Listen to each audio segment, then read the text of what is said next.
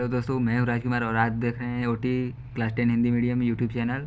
जो कि आज हम लोग बताने वाले हैं आनुवंशिकता चैप्टर से, जो कल 29 फरवरी 2024 के पेपर में छप सकता है और सब्जेक्टिव क्वेश्चंस हैं। तो चलिए शुरू करते हैं। और वीडियो शुरू करने से पहले वीडियो को लाइक कीजिए, चैनल को सब्सक्राइब कीजिए और ज़्यादा से ज़्यादा वीडियो को शेयर कीजिए ताकि सभी छात्र तक पहुँच सके ये वीडियो। तो चलिए शुरू करते हैं। अब चैप्टर शुरू करने से पहले ये देखते हैं कि आनुवंशिकता होता क्या है। आनुवंशिकता मतलब कि एक पीढ़ी से दूसरे पीढ़ी में स्थानांतरण, मतलब कि एक जीव से एक जीव का लक्षण दूसरे उसके बच्चे में स्थानांतरित होता है, उसे ही आनुवंशिकता कहते हैं। जीवधारी की एक पीढ़ी से अगली पीढ़ी में उनके विभिन्न लक्षणों का संचरण ही क्या कहलाता है? आनुवंशिकता कहलाता है। ठीक है। अब आनुवंशिकता की खोज किसने की थी? तो आनुवंशिकता की खोज की थी ग्रेगर जॉन मेंडल ने। इनका पूरा नाम ग्रेगर जॉन मेंडल है और इन्होंने मटर के पौधे पर इसका खोज किया था। मटर के पौधे पर खोज किया था। और मटर का पौधा इन्होंने क्यों चुना था? क्योंकि मटर के पौधे में इनको कि मटर के पौधे का जीवन काल जो था वो बहुत ही छोटा जीवन काल था, इसीलिए इन्होंने मटर के पौधे का ही प्रयोग किया। अब इसके बाद आता है मेंडल के नियम के कुछ प्रमुख शब्दावली हैं, जो कि संकर और संकरण है, एलिलोमार्फ है, प्रतीप संकरण है, प्रभाविता तथा अप्रभाविता है और एक संकरण है। अब इसको हम समझते हैं कि ये सब होता क्या है। तो संकर मतलब किसी प्रजाति के परस्पर दो विरोधी लक्षणों वाले जीव के निषेचन से उत्पन्न जीव संकर को क्या कहते हैं? हाइब्रिड कहते हैं। ठीक है। तथा यह प्रक्रिया संकरण मतलब हाइब्रिड जाइजेशन कहलाती है। अब यहाँ पर हाइब्रिड लाइजेशन है। ठीक है, गलती सबसे होता है। अब एलील को एलिलोमार्फ भी कह सकते हैं। अब देखिए, यूपी बोर्ड ने जब इसका दूसरा नाम दे दिया है तो अब इसका दूसरा नाम भी पूछ सकता है।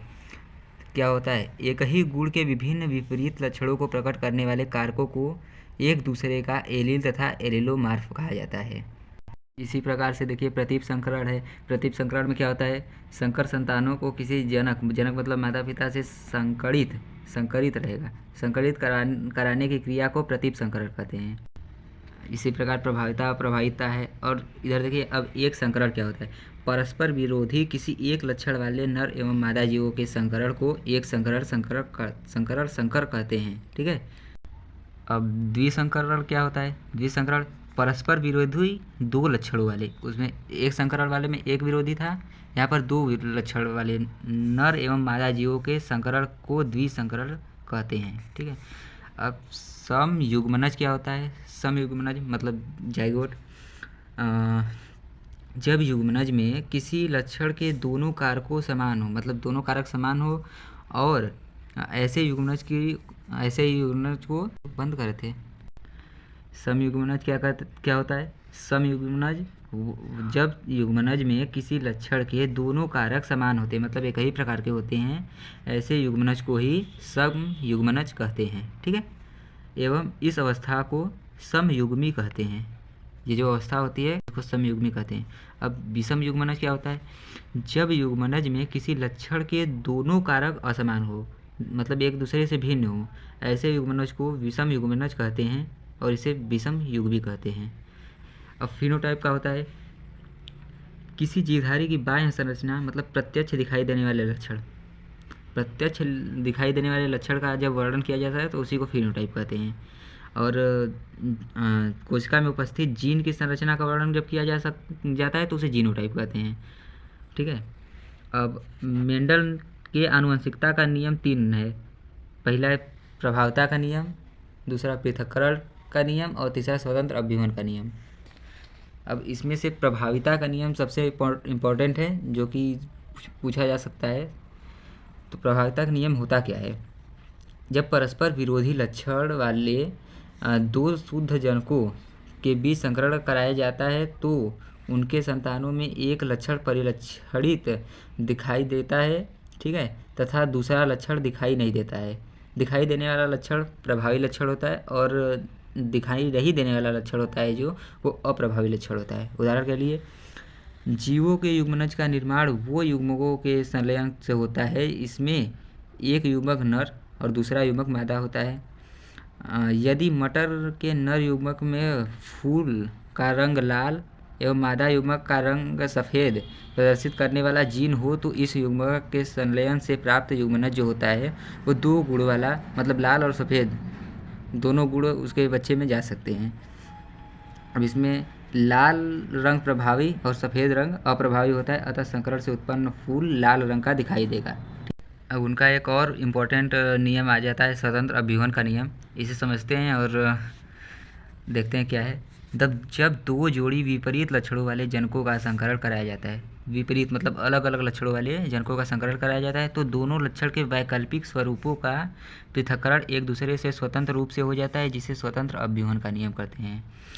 ठीक है, अर्थात एक लक्षण की वंशागति दूसरे लक्षणों में प्रवाहित नहीं होती है।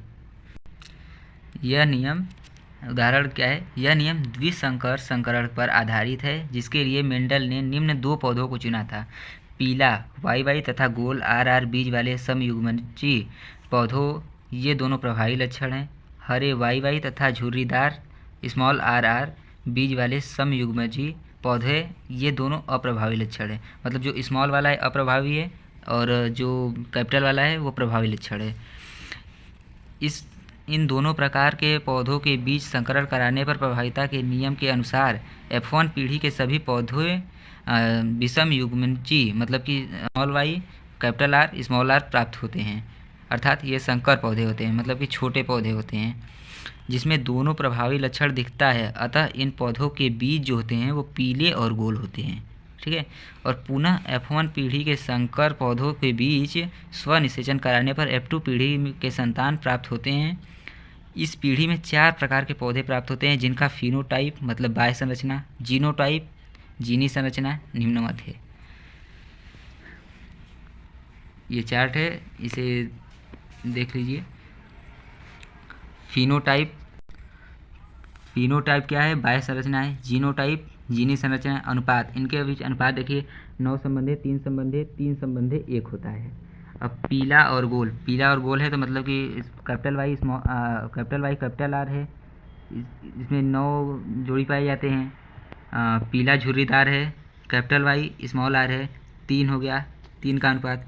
हरा और गोल स्मॉल y कैपिटल R 3 का अनुपात, और हरा और झुर्रीदार स्मॉल y स्मॉल r 1 का अनुपात पाया जाता है। अब देखिए यहाँ नीचे दिया गया उपर्युक्त तालिका से स्पष्ट है कि पृथक लक्षणों के वैकल्पिक स्वरूपों का पृथक्करण एक दूसरे में स्वतंत्र होता है। अर्थात जो लक्षण जनकों में साथ साथ थे उनका F2 पीढ़ी में एक साथ रहना आवश्यक नहीं है, जिसे निम्न समझा जाता है।